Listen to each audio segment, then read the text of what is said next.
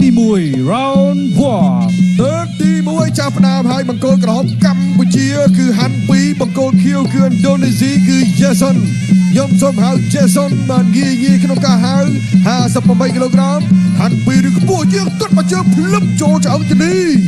តែ Jason ដូចជានៅទ្រាំបានធម្មតាដកថយតិចទាត់ឆ្វេងជាប់បាំងមួយមិនអីទេមិនច្រឡំតបទៅកាយឆ្វេង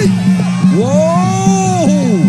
កែងអ្នកពីមឯងឆ្វេងមួយបាត់នេះធ្វើឲ្យកីឡាករ Jason រៀងសង្អល់តិចដកថយតិចចូលមកច្រាស់គ្នាបាញ់មិញទៀតចេញរៀងខ្លួនស្ទុះចូលពីហាន់ពី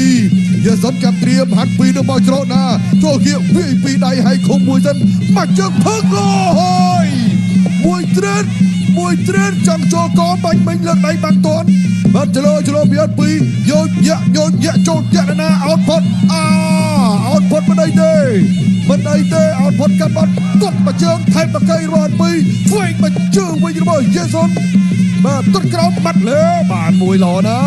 ហាន់ពីដេញវិញអូយជុំគួងណា 2 3 Jason ចូលមួយជុំគួងចន្លោះឃុំពីហាន់ពីអាចញាកណ្ដាលមិនអោយប្រកួតទៀតទេបងប្អូនអើយអត់បានកន្លះទឹកផងសូមសម្លេងដល់ហាន់ពីម្ចាស់ខ្សែក្រវ៉ាត់ជើងឯកគុណខ្មែរពិភពលោក58គីឡូក្រាម